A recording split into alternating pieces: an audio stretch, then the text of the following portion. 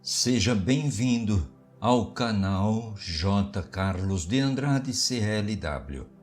É muito bom mesmo ter você aqui.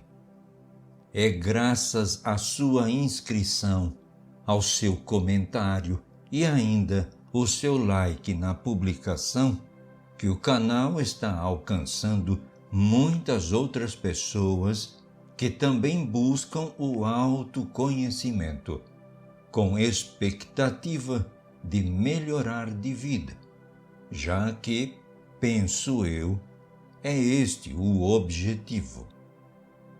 Por meio destas publicações, você já deve ter aprendido os efeitos negativos de uma ação egoísta. Descobriu também que uma ação generosa pode atrair coisas boas para você. Então, agradeço. Muito obrigado pela paciência em deixar correr os poucos anúncios que estão em minhas publicações. Conforme a lei da atração, esta postura vai lhe trazer de volta e amplificado algo que também lhe dará satisfação ou recompensa. Obrigado pela sua compreensão. A leitura é amadora de J. Carlos de Andrade para publicação exclusiva no canal J. Carlos de Andrade CLW no YouTube. Continuemos a leitura da Matriz Divina, parte 7. O último parágrafo lido. O monge tinha acabado de compartilhar o segredo que nos liga a tudo no universo, bem como a qualidade que faz com que nossos sentimentos e emoções sejam tão poderosos. Ambas as características estão unificadas na compaixão. Nem todos os sentimentos são adequados.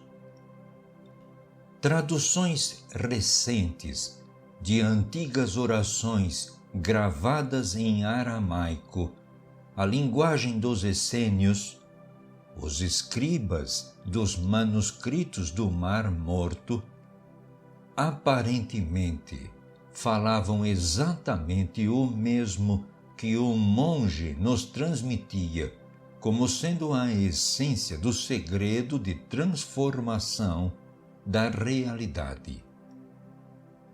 Essas novas interpretações também oferecem novas pistas de por que tais instruções parecem muitas vezes tão vagas.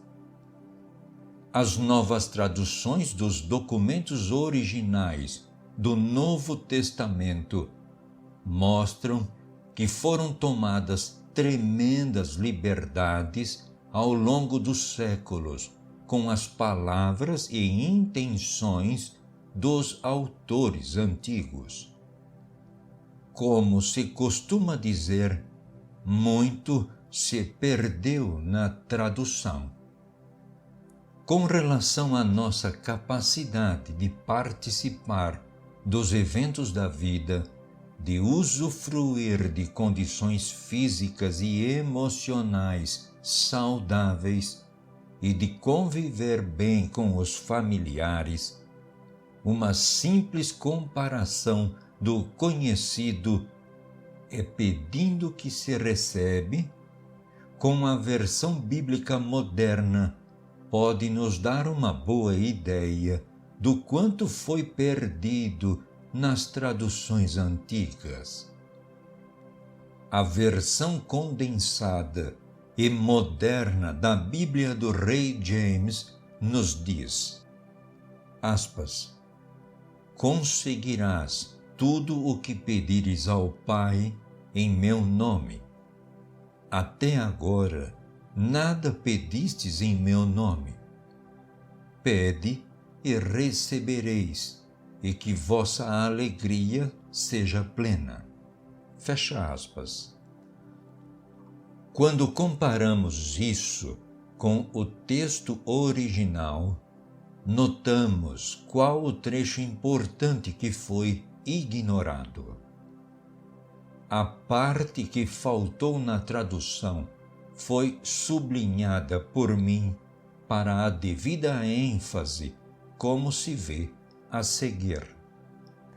Aspas. Todas as coisas que pedires franca e diretamente, usando o meu nome, serão concedidas. Até agora, isso não foi feito. Portanto, peça sem motivos ocultos e sinta-se cercado pela resposta.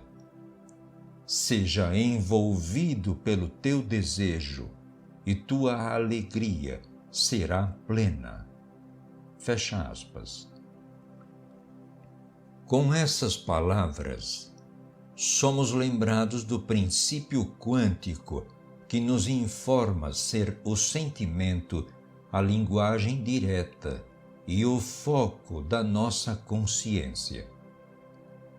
Trata-se de um estado íntimo de existir, não de algo que fazemos em determinado momento do dia. Conquanto seja claro que a emoção é a linguagem reconhecida pela matriz divina, deve também ficar claro que nem todo sentimento será capaz de estabelecer a comunicação. Se assim fosse, o mundo ficaria muito confuso, visto que a concepção de uma pessoa poderia ser sobreposta por outra de alguém que tivesse ideias inteiramente diferentes. O monge declarou que a compaixão tanto é uma força criativa quanto a experiência que possibilita chegarmos a senti-la. Os princípios mais profundos do ensinamento sugerem que para atingirmos a compaixão, precisamos abordar um problema sem ter uma grande expectativa do resultado. Em outras palavras, precisamos ser capazes de percebê-lo sem julgá-lo e sem deixar o ego afetar nossa percepção.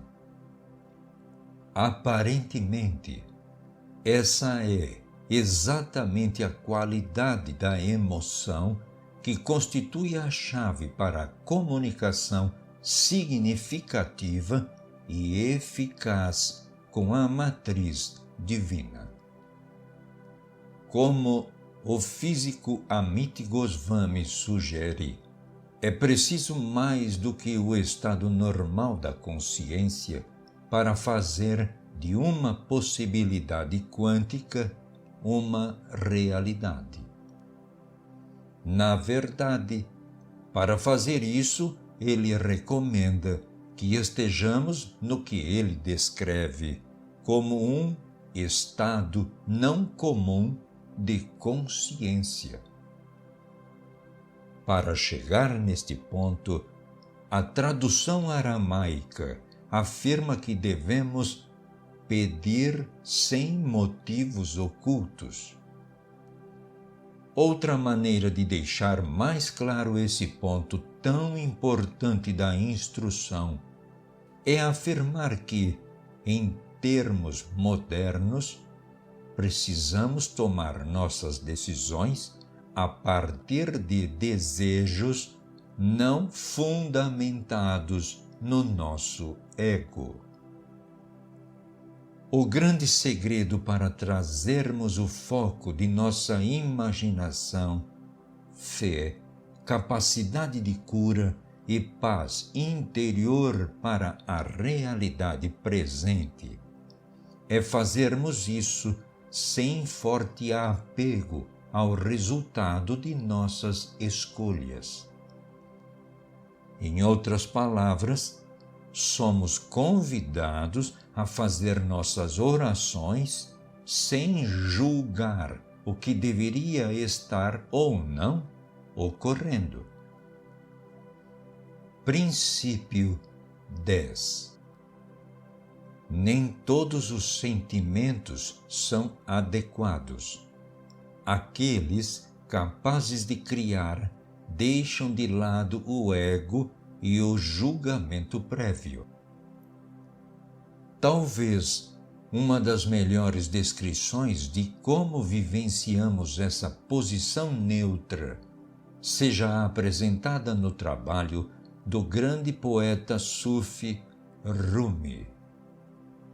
Com palavras simples e poderosas, ele afirma que, além das ideias de ações certas e erradas, existe um campo.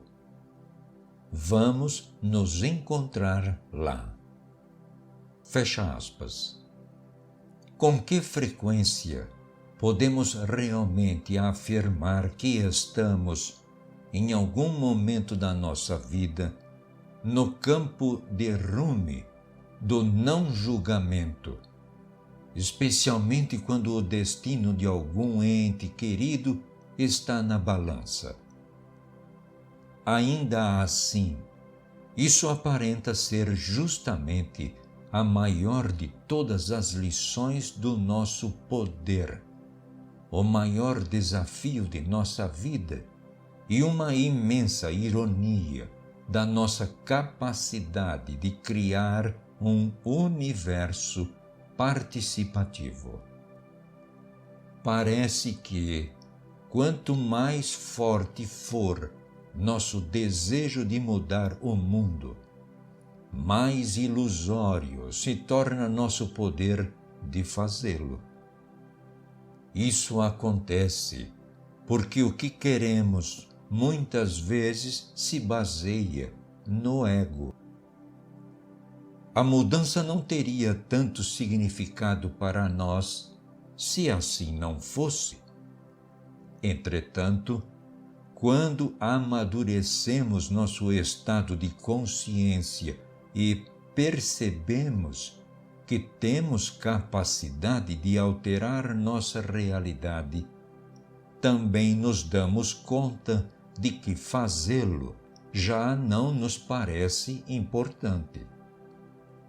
Assim como nosso desejo de dirigir um automóvel definha depois que nós passamos realmente a dirigi-lo, quando adquirimos a capacidade de fazer milagres, a urgência de levá-los a acontecer também parece se dissipar. Isso pode ser porque, juntamente com a consciência de que somos capazes de mudar as coisas, vem uma aceitação do mundo do modo como ele é.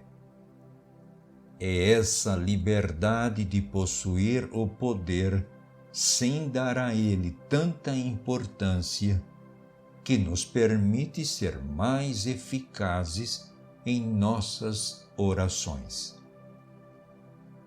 Aqui pode ser que esteja a resposta para a pergunta feita pelos que meditaram, cantaram, entoaram o Om, dançaram e oraram pela recuperação de seus entes queridos. Ainda que cada ato tenha sido indubitavelmente bem intencionado, muitas vezes deve ter havido um forte apego ou desejo de que a cura da pessoa querida acontecesse. Acreditou-se imprescindível uma recuperação milagrosa. Note que, se a cura ainda precisava ocorrer, era sinal de que ainda não tinha acontecido, pois se tivesse, não estaríamos rezando por ela em nossas orações. É como se, pelo fato de desejarmos a cura, os esforços para consegui-la reforçassem a realidade no qual a doença estava presente. Isso leva à segunda parte da antiga instrução, algo que frequentemente nos passa despercebido enquanto tentamos trazer os milagres para a nossa vida. A parte seguinte da tradução nos convida a sentir-nos cercados pela resposta e envolvidos pelo que desejamos, de tal modo que nosso contentamento possa acontecer. Essa passagem coloca em palavras precisamente o que os experimentos e as antigas e sábias tradições sugerem. Precisamos, primeiramente, ter o sentimento da cura, da abundância, da paz e do conhecimento das respostas às nossas orações quanto ao bem-estar íntimo, como se tal já tivesse ocorrido. Antes, portanto, que se tornem realidade em nossa vida. Na passagem citada, Jesus diz que isso ainda não teria ocorrido com aqueles a quem dirigia a palavra. Foi como no caso dos meus amigos com a poderosa medicina da oração e das boas intenções, pois ainda que eles possam ter acreditado no que pediam ao orar, se fizeram o pedido simplesmente dizendo, por favor, permita que esta cura aconteça, não usaram a linguagem do campo universal, compreensível pela matriz divina. Jesus lembra a seus discípulos que eles têm de falar com o universo de uma maneira que seja significativa. Ao sentirmos que estamos cercados pela cura de nossos entes queridos e envolvidos pela paz de nosso mundo, estamos fazendo uso de ambos os códigos que abrem a porta para todas as possibilidades. Ao sentir isso, passamos da visão de apenas desconfiarmos que estamos só experimentando, seja lá o que for, para a perspectiva de sabermos que somos parte de tudo isso. Criamos, então, uma troca de energia que pode ser descrita como um caso clássico de salto quântico. De um modo muito semelhante a do salto do elétron do átomo, que passa de um nível de energia para o outro sem se mover no espaço, quando realmente sabemos que estamos falando a língua quântica da escolha e não simplesmente pensando que poderíamos fazê-lo, estamos em outro estado de consciência. Esse é o estado que se transforma no espaço puro, onde são iniciados os sonhos, as orações e os milagres. estamos conectados para criar. A leitura é amadora de J. Carlos de Andrade para publicação exclusiva no canal J. Carlos de Andrade CLW no YouTube. Durante uma conversação com o místico e poeta indiano Rabindranath Tagore, em 1930, Albert Einstein resumiu os dois pontos de vista do início do século XX com relação ao nosso papel no universo. Conforme Einstein, aspas, existem duas concepções diferentes acerca da natureza do universo. Fecha aspas. Pelo primeiro ponto de vista, o mundo seria uma unidade dependente da humanidade. Na segunda concepção, o mundo seria percebido como uma realidade independente do fator humano. Apesar de os experimentos descritos no capítulo 2 demonstrarem, sem sombra de dúvida, que a observação consciente da matéria que constitui o mundo afeta diretamente o comportamento dessa mesma matéria, aí incluídos seus átomos e elétrons, provavelmente vamos acabar concluindo que deve existir uma terceira possibilidade entre os dois extremos concebidos por Albert Einstein. Esta terceira possibilidade talvez revele que nosso universo veio a existir por um processo que não nos incluía em um primeiro momento. Ainda que a criação possa ter tido início sem a nossa presença, agora estamos aqui e o universo continua a crescer e evoluir.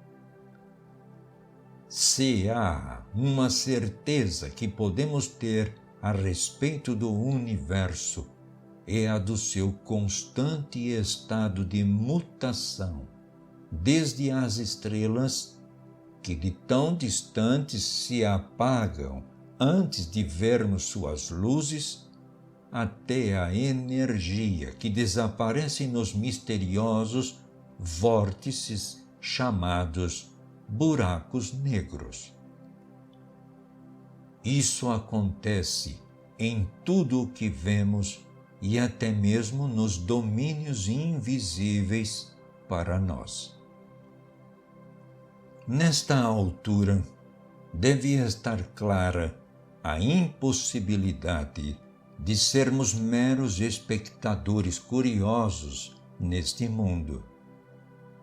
Como observadores conscientes, somos parte daquilo que presenciamos. Além disso, apesar de os cientistas ainda não terem chegado a um acordo sobre uma teoria que explique de que modo mudamos nossa realidade, todos eles dizem que o universo é alterado pela nossa presença. É como se estar consciente fosse, por si só, um ato criativo. Como declarou o físico John Wheeler, vivemos em um universo participativo, não em um onde manipulamos ou impomos nossa vontade, ou em que possamos controlar completamente o mundo em que vivemos. Em nossa capacidade, como parte do universo atual, somos capazes de modificar e substituir pequenas peças dele, de acordo com o modo como vivemos nossa vida. No reino das possibilidades quânticas, parece que somos feitos para participar da nossa criação. Estamos conectados para criar. Como parecemos estar universalmente unidos no plano quântico, em última análise, nossa conectividade nos promete que as mudanças aparentemente pequenas na nossa vida podem ter uma enorme influência no nosso mundo e no universo além dele. Nossa conexão quântica com o cosmos é tão profunda que os cientistas criaram um novo vocabulário para descrever o que essas ligações realmente significam. O efeito borboleta, mencionado no capítulo 1, por exemplo, descreve como pequenas mudanças podem provocar efeitos realmente grandes.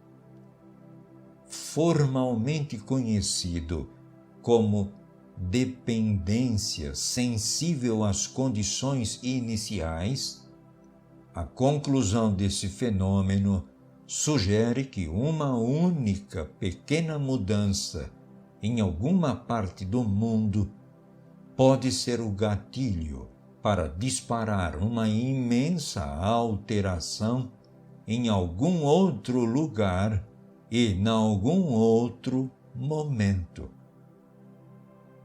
A analogia mais conhecida para esse fato afirma que, se uma borboleta bater as asas em Tóquio, um mês depois poderia ocorrer um furacão no Brasil. Fecha aspas. Um exemplo bastante lembrado de como isso pode realmente ocorrer foi o equívoco do motorista do arquiduque Ferdinando, quando dobrou na direção errada na conversão de uma determinada esquina em 1914.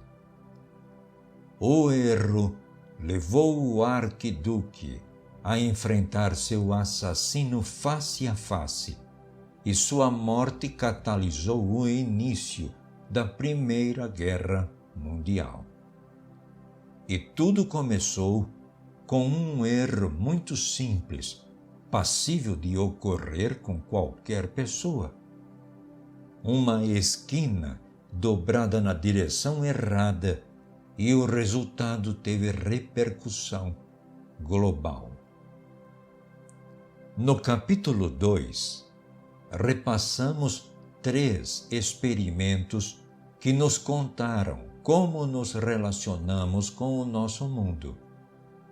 Esses experimentos nos mostraram que o DNA é capaz de alterar a constituição da matéria e que a emoção, por sua vez, pode provocar mudanças no DNA. Os experimentos militares e os conduzidos por Clive Baxter demonstraram que esse efeito não é limitado pelo tempo ou pela distância. O resultado final aponta para o fato de que eu e você direcionamos uma força interior que trabalha em um domínio livre das limitações da física como a conhecemos. Os estudos concluem que não estamos presos às leis científicas como nós as compreendemos hoje.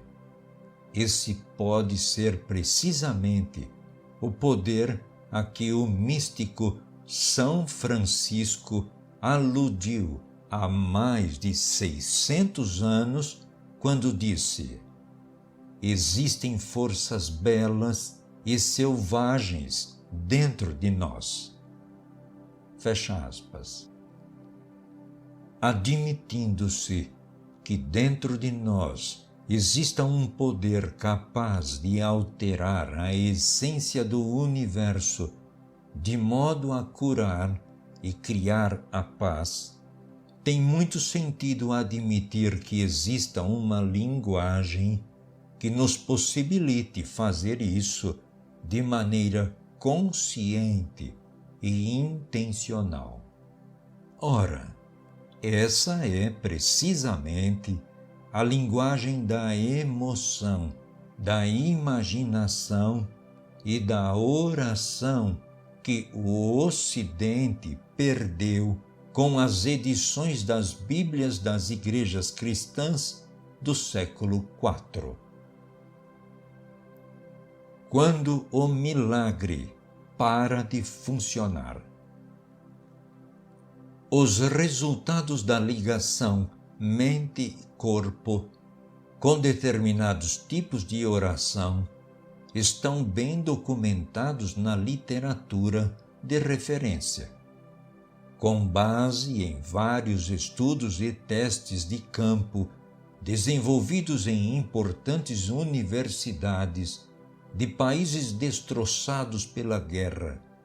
Constatou-se claramente que o modo de nos sentirmos dentro do nosso corpo não só nos afeta, como também afeta o mundo em nosso entorno.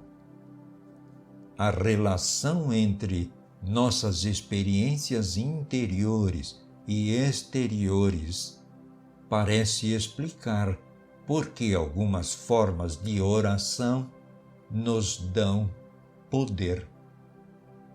Ainda que não se compreenda o porquê dessas orações funcionarem tão eficientemente, é fato comprovado que elas atingem os resultados almejados.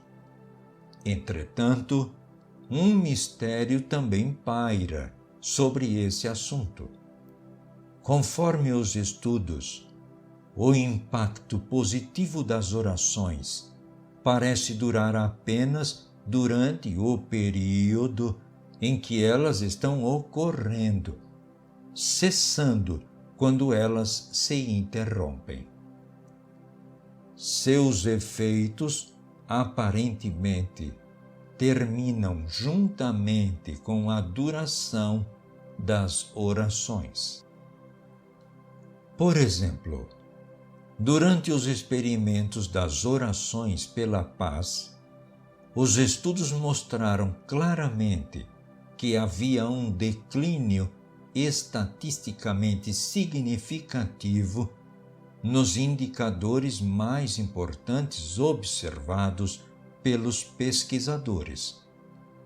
A incidência dos acidentes de tráfego, as entradas nos prontos-socorros dos hospitais e até mesmo os crimes violentos contra a comunidade diminuíram bastante. Na presença da paz, tudo o que poderia acontecer era a paz. Entretanto, por mais interessantes que possam ser esses resultados, o que eles demonstraram a seguir continua sendo um mistério para os estudiosos desse efeito. Quando os experimentos foram interrompidos, a violência voltou, algumas vezes atingindo níveis ainda maiores do que os registrados na época do início dos experimentos. O que aconteceu? Qual a razão de cessarem, aparentemente, os resultados das meditações e orações? A resposta para essas perguntas pode ser a chave para a compreensão da qualidade de consciência criada. O que aconteceu foi que os treinandos interromperam o que estavam fazendo. Eles cessaram suas meditações e orações. Era essa a resposta para o mistério. Partindo do princípio de que a escolha da realidade tem a duração de um instante, é natural que o efeito dessa escolha termine se pararmos de sentir a existência da realidade escolhida. Nosso poder de fazer a realidade acontecer será de curta duração se presumirmos que os sentimentos de cura, paz e abundância são experiências que duram apenas poucos minutos por dia. Entre os experimentos modernos e as instruções dos textos antigos, sabemos que fazer a realidade acontecer é mais do que normalmente fazemos. Na verdade, é aquilo que somos. Princípio 11. Durante a vida, temos de nos transformar nas experiências que escolhemos ter no mundo. Caso a escolha recaia sobre o ato de sentir, como estamos sentindo o tempo todo, estaremos fazendo escolhas constantemente. Podemos sentir gratidão pela paz no mundo com convicção, pois sempre existirá paz em algum lugar. Podemos sentir a satisfação de sermos amados pelos nossos entes queridos, porque nós nos curamos e nos renovamos todos os dias. Isso pode ser precisamente o que as versões aramaicas dos evangelhos tentavam transmitir às gerações futuras pela linguagem que nos deixaram há quase 2000 anos. Pode muito bem tratar-se do efeito descrito no texto gnóstico do Evangelho perdido de Tomé. Aspas. Aquilo que tendes vos salvará se o manifestardes. Aquilo que não tendes em vosso interior vos matará se não o tiverdes dentro de vós. Fecha aspas. Ainda que a admoestação seja breve, a implicação é poderosa. Pelas palavras atribuídas ao Mestre Jesus, somos lembrados de que o poder para transformar nossa vida e o mundo é alguma coisa que vive dentro de nós como um dom compartilhado por todos nós. A vida nem sempre segue as regras da física. A leitura é amadora de J. Carlos de Andrade para a publicação exclusiva no canal J. Carlos de Andrade CLW no YouTube. O que acontece se vivemos de um modo que quebra as regras aceitas da física? Ou se nem ao menos soubermos que essas regras existem? Será que poderíamos seguir o exemplo das partículas quânticas que parecem fazer justamente isso? O bom senso nos diz que, se determinada coisa existe em um lugar, certamente não poderia simultaneamente existir em outro, não importando do que se trate. Entretanto, os experimentos mostraram de maneira precisa justamente a ocorrência dessa existência simultânea. A pergunta óbvia que tais descobertas suscitam é: se o que está no mundo pode estar em dois lugares ao mesmo tempo, uma vez que fazemos parte do mundo, por que não poderíamos fazer o mesmo? Por que não podemos executar nossas obrigações no local de trabalho ou na sala de aula e aproveitar uma praia ensolarada ou escalar um desfiladeiro em qualquer outro lugar ao mesmo tempo? Conquanto nos indaguemos de tempos em tempos se isso pode ocorrer, trata-se apenas de uma possibilidade fantasiosa, não é mesmo?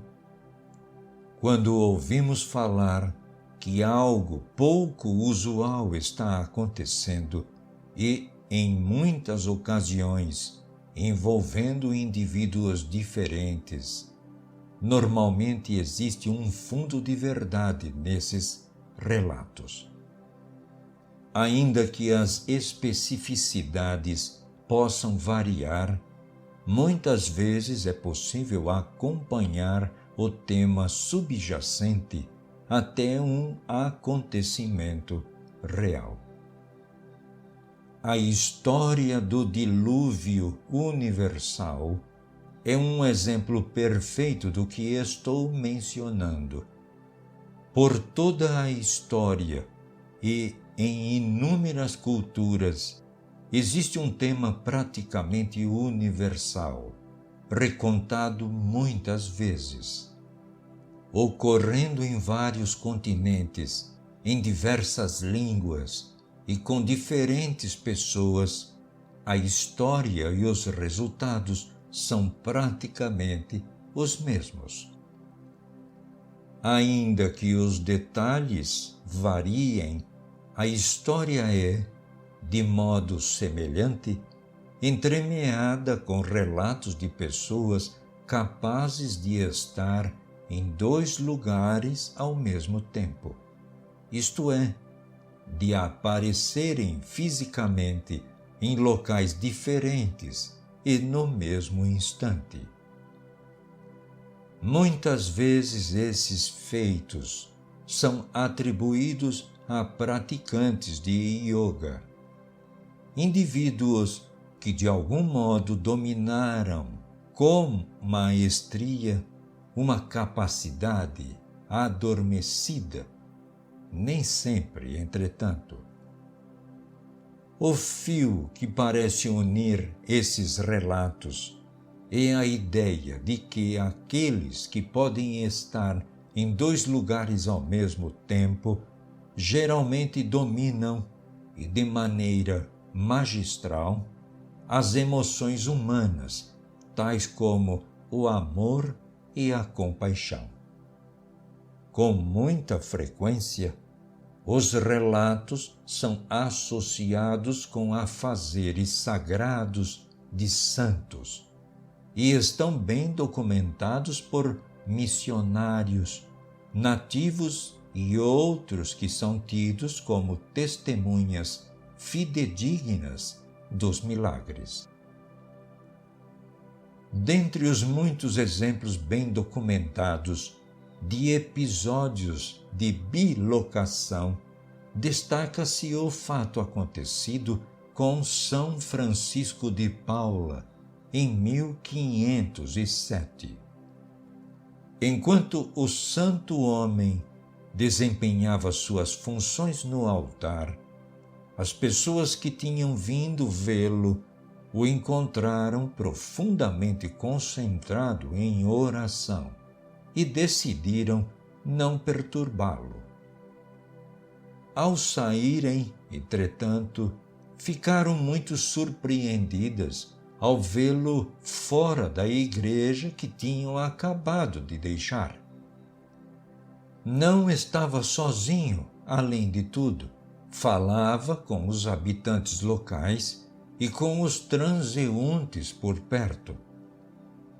Rapidamente, correram de volta à capela, somente para tornar a vê-lo na mesma posição. Ele ainda estava lá, absorto em suas orações. De algum modo, por meio de misteriosa consciência associada com um estado de meditação profunda, São Francisco de Paula tinha aparecido para as mesmas pessoas em 2 locais diferentes e ao mesmo tempo. Enquanto isso, Maria de Agreda, uma freira que viveu 46 anos em um convento em Agreda, na Espanha, entre 1620 e 1631, relatou mais de 500 jornadas transoceânicas rumo a uma terra distante. No que se refere aos que a conheceram e viveram com ela nunca saíra do convento para ir a parte alguma, e, no entanto, tinha consciência de ter voado para um lugar distante, ao qual sempre se referia como fazendo parte de suas experiências de êxtase. Tal fenômeno poderia ser atribuído nos dias de hoje a um relato de mais de 300 anos de visão remota, capacidade de testemunhar e perceber eventos à distância pela consciência direta de um local preciso, exceto por uma curiosa diferença. Maria de Agreda não apenas visitou as terras que descreveu, como também deu aulas sobre a vida de Jesus para os indígenas que ali encontrava. Ainda que ela falasse somente o espanhol, sua língua materna, os indígenas podiam compreendê-la, enquanto ela estava compartilhando os ensinamentos de um grande mestre com eles. A documentação de suas visões foi feita quando o arcebispo do México, Dom Francisco Manzo e Zúñiga, ouviu acerca de sua experiência. Quando os missionários que ele enviou para investigar chegaram ao local, ficaram surpresos ao descobrir que os indígenas da área já tinham sido instruídos sobre a vida de Jesus e tão bem que decidiram batizar imediatamente no local a tribo inteira. Quase uma década depois, as jornadas místicas de Maria de Agreda finalmente foram consideradas autênticas. Conquanto, sob o jugo de seu voto de obediência eclesial, ela fez a descrição em seus menores detalhes daquela terra em que jamais estivera fisicamente presente. Sua descrição foi tão completa que ela incluiu as sutilezas do clima e da mudança de estações, bem como as nuances de cultura e as crenças das pessoas a quem ela ensinou. Uma vez concluído um rigoroso exame eclesiástico, as jornadas místicas de Maria de Ágreda foram reconhecidas como autênticas pela Igreja e ela passou a receber a consideração devida ao mais alto escalão atribuível a místicos do passado.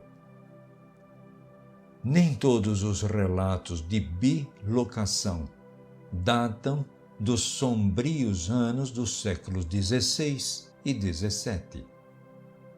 Durante a Segunda Guerra Mundial, houve vários episódios de homens sagrados aparecendo em muitos lugares simultaneamente.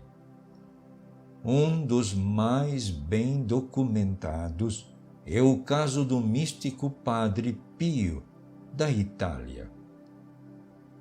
Tendo prometido à população que a cidade de São Giovanni Rotondo, ocupada pelos nazistas, seria poupada da destruição pelas forças aliadas, ele apareceu em plena luz do dia, de uma maneira rara, até mesmo para casos de bilocação.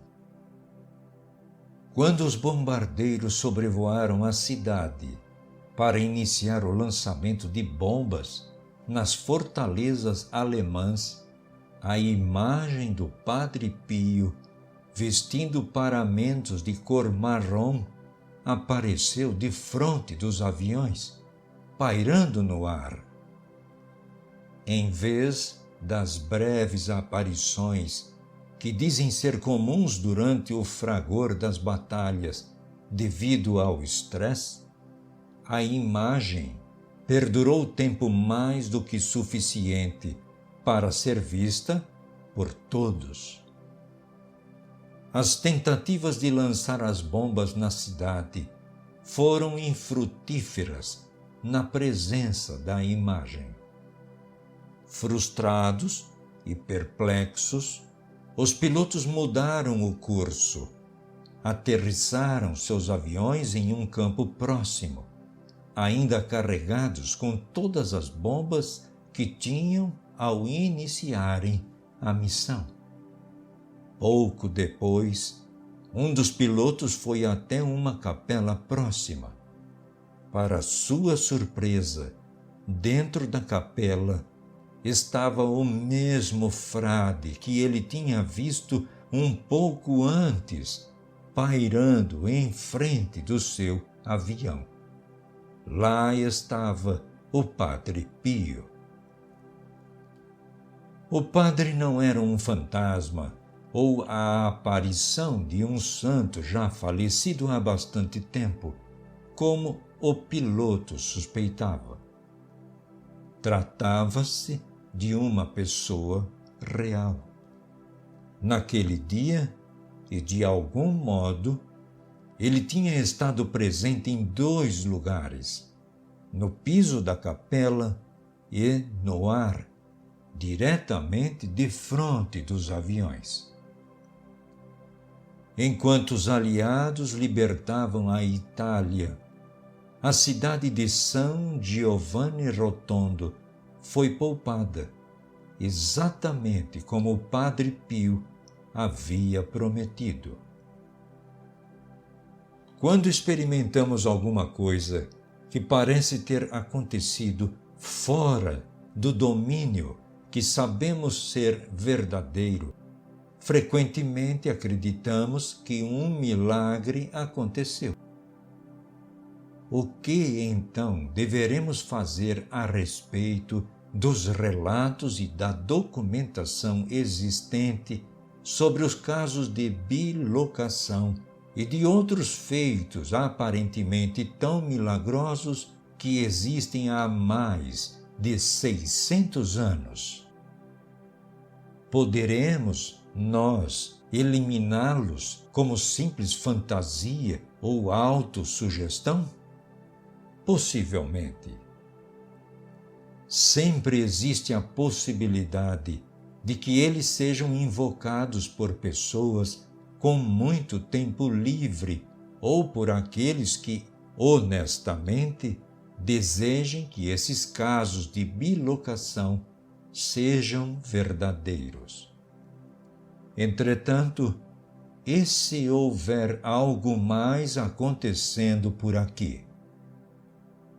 Estando comprovado, além de qualquer dúvida, que não estamos limitados pelas leis usuais da física, tal confirmação faz com que nos vejamos sob uma nova luz quando nos oferece algo além da fé que fundamenta essas novas crenças. Os iniciados mencionaram no poema da introdução do livro que encontraram uma nova liberdade depois de passarem pelas surpresas de suas experiências.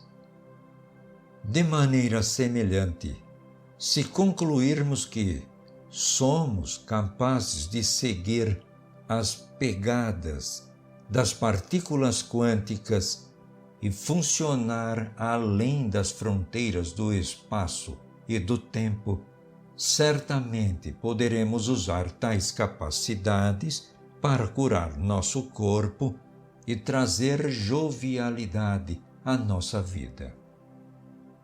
O princípio é o seguinte: para fazer o que parece impossível, a pessoa tem de testar seus limites para o que sabe de antemão ser verdadeiro. Do mesmo modo que os iniciados descobriram o próprio valor quando venceram o medo de ir além da borda para conseguirmos viver os milagres, primeiramente, teremos que vencer nossa convicção de que esses fenômenos são impossíveis. Princípio 12. Não estamos limitados pelas leis da física como as conhecemos hoje. Para fazer isso, alguém deve executar o milagre primeiro, de modo que possamos vê-lo acontecer. Talvez a pessoa seja especialmente dotada em determinada área da vida, como a da cura. Ou, quem sabe, o indivíduo simplesmente tenha a abertura para perceber o mundo de maneira diferente. Independentemente de como isso ocorra, uma vez que a pessoa faça esse algo especial, seja ela Jesus ou o seu vizinho do lado, o mesmo milagre se torna disponível para todos. Um belo exemplo deste princípio é ilustrado pela incapacidade dos povos nativos da América do Norte para ver os navios dos primeiros europeus que ancoraram em suas praias. O conceito de um imenso barco de madeira com enormes mastros e velas era tão estranho para eles que lhes faltava um ponto de referência para o que estavam vendo. Do mesmo modo que nossa visão é capaz de detectar os fotogramas individuais de um filme, os olhos dos nativos certamente poderia distinguir a silhueta dos navios no horizonte. E assim, como nossos cérebros tentam entender o que estamos vendo, fundindo os fotogramas na experiência contínua do filme, os nativos também tentaram fazer o mesmo. O problema foi tentar o que jamais havia sido feito anteriormente. Nas suas experiências coletivas, nada revelara aos nativos como ver um navio europeu. Foi então que o curandeiro da tribo semicerrou os olhos e usou sua visão de modo ligeiramente diferente, começando, nesse momento, a distinguir os navios. Depois que ele tomou essa atitude, todos no grupo foram capazes de ver o que horas antes tinha sido invisível. Tudo dizia respeito ao modo como as pessoas se permitiam perceber. Um inteiro novo mundo se abriu para eles quando desejaram experimentar algo diferente. Talvez não sejamos tão diferentes dos nativos na praia há pouco mais de 500 anos. Podemos apenas imaginar o que está reservado para nós quando pensamos no nosso mundo, em nosso universo e em nós mesmos de maneira ligeiramente diferente.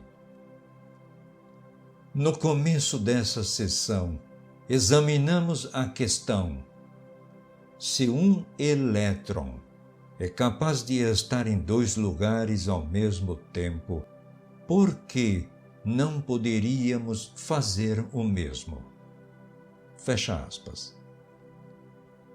Talvez a resposta possa ser encontrada se formularmos nossa pergunta de uma maneira um pouco diferente. Em vez de aceitarmos a ideia de que as partículas podem fazer algo que nós não podemos, investiguemos o que é necessário para um elétron estar em 2 lugares ao mesmo tempo. Se compreendermos como a matéria de que somos feitos se comporta sob as circunstâncias de um milagre, talvez possamos encontrar tais condições em nossa vida. E, para compreender como isso funciona, vamos explorar uma faceta única de nossa existência que nos dá a todos a capacidade de alterar nosso mundo, mudando a nós mesmos. O poder do holograma.